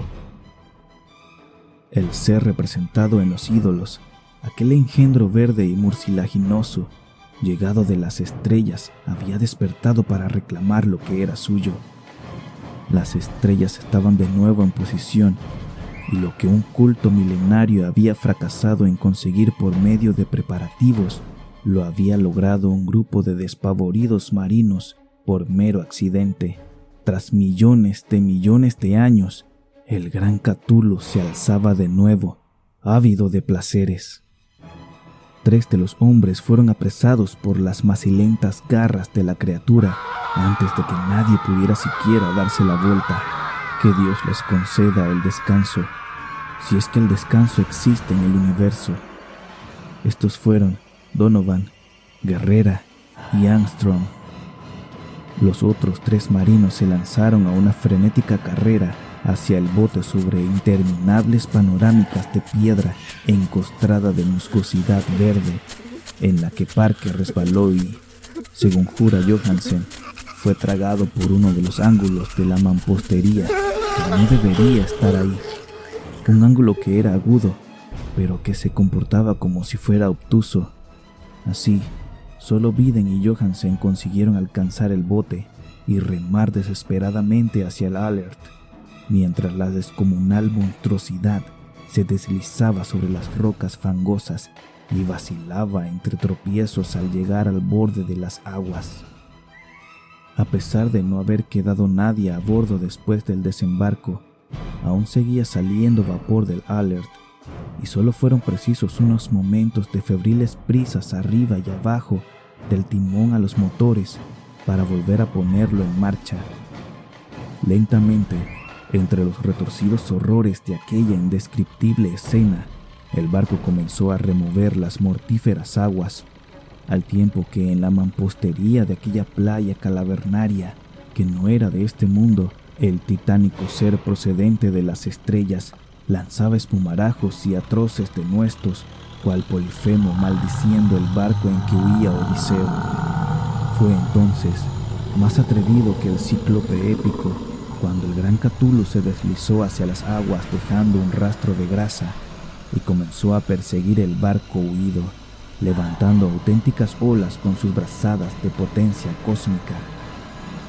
Briden volvió la vista y enloqueció, riendo de manera estridente, tal y como se continuaría haciendo a intervalos hasta que la muerte fue a buscarle una noche al camarote, mientras Johansen deambulaba en medio del delirio. Pero Johansen no se había rendido aún, consciente de que el ser seguramente adelantaría al Alert antes de que éste alcanzara la máxima velocidad. Decidió hacer algo a la desesperada y, poniendo los motores a toda máquina, corrió disparado por la cubierta y giró bruscamente el timón. Se formó un fuerte remolino y una corriente de espuma en aquella fétida salmuera que había por agua, y mientras aumentaba a cada momento la presión del motor, el valeroso noruego enfiló el barco en dirección al ser gelatinoso que les perseguía y que se elevaba sobre la inmunda espuma de las aguas, como si fuera la popa de un galeón demoníaco. La horrible cabeza de cefalópodo, de retorcidos tentáculos, estaba ya muy cerca del bauprés del robusto yate, pero Johansen continuó enfilándolo de forma implacable hacia ella.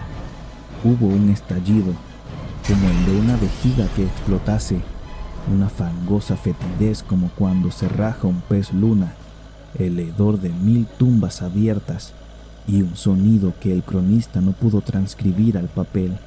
Durante un instante el barco se vio envuelto por una nube de acre y cegadora, y después solo quedó un metífico remolino a babor, a mitad del cual, Dios nos proteja, la dispersa plasticidad del innominable engendro de las estrellas recuperaba difusamente su odiosa forma original, a una distancia que crecía por momentos a medida que el Alert ganaba ímpetu, aumentando su velocidad. Así es como acabó todo. Tras aquel día, Johansen no hizo más que obsesionarse con el ídolo y ocuparse de su sustento y el de aquel maníaco de risa enloquecida que tenía a su lado. No trató de navegar tras aquella audaz hazaña, pues semejante reacción le había quitado una parte de su alma y ánimo. Después llegó la tormenta del 2 de abril y con ella los turbios nubarrones en que se sumió su conciencia. Sintió un remolino espectral a través de líquidos abismos de infinidad, de vertiginosos recorridos por universos giratorios sobre la cola de un cometa y de histéricos saltos desde el fondo de los abismos a la luna y de la luna a los fondos de los abismos. Todo ello animado por un histrónico coro de retorcidos y jocosos dioses ancianos y de los burlones diablillos de color verde y con alas de murciélago surgidos del Tártaro. Tras aquel sueño vino el rescate, el Vigilant, el tribunal del vicealmirantazgo, las calles de Dunedin y el largo viaje de regreso a su viejo hogar en la casa a la sombra del Egeberg. No podía contar nada, o de lo contrario le tomarían por loco. Escribiría sobre aquello que sabía antes de que la muerte le alcanzara, pero su mujer no debía enterarse de nada. La muerte sería un regalo de los cielos, con tal de que borrase sus recuerdos. Ese fue el documento que leí y que ahora he colocado en una caja de latón junto al bajorrelieve y los papeles del profesor Angel.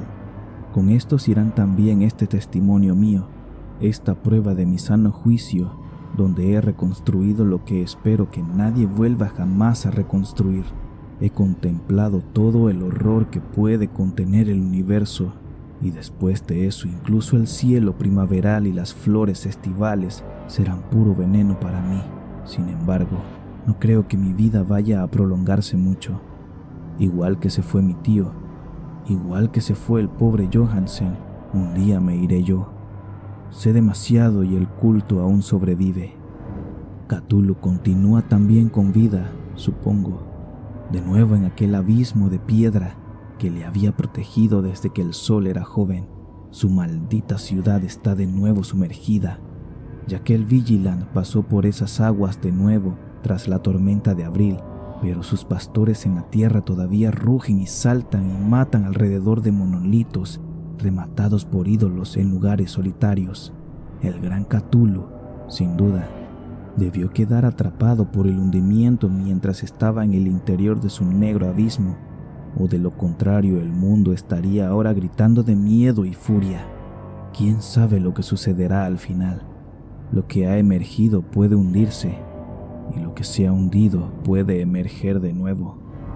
La mayor de las blasfemias aguarda y sueña en las profundidades, y la decadencia se abre paso entre las tambaleantes ciudades de los hombres. El día llegará. No quiero ni puedo pensarlo. Tan solo pido que si no sobrevivo a este manuscrito, mis albaceas antepongan la prudencia a la audacia y puedan asegurarse de que nadie más llegue a fijar su atención en él.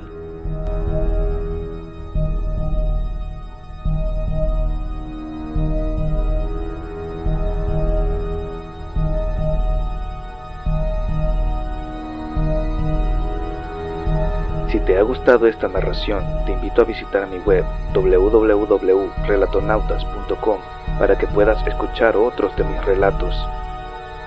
También puedes seguirme en Instagram y Facebook, en donde puedes encontrarme como El Relatonauta.